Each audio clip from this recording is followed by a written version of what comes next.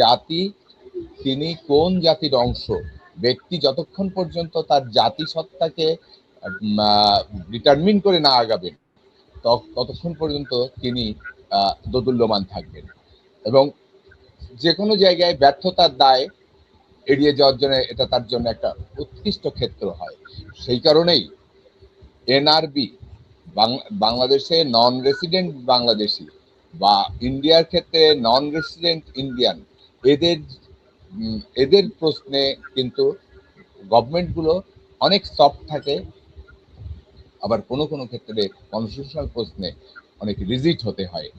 এই জায়গাগুলোকে আমাদের আসলে পরিষ্কার না করলে এই ধরনের বিতর্কগুলো চলতে থাকবে।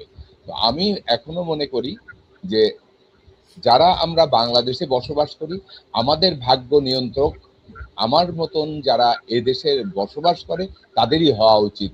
বাইরে যারা বসবাস করেন তারা তাদের এই রাষ্ট্রকে পরিচালনার জন্য তাদের অনেক ভালো চিন্তা থাকতে পারে, কিন্তু ভাগ্য নিয়ন্ত্রক হিসাবে যারা এখানকার নাগরিক, এখানে যারা বসবাসরত, তাদের হাতেই সব এটা থাকা উচিত, তাদের কাছে এটা ছেড়ে দেওয়া উচিত।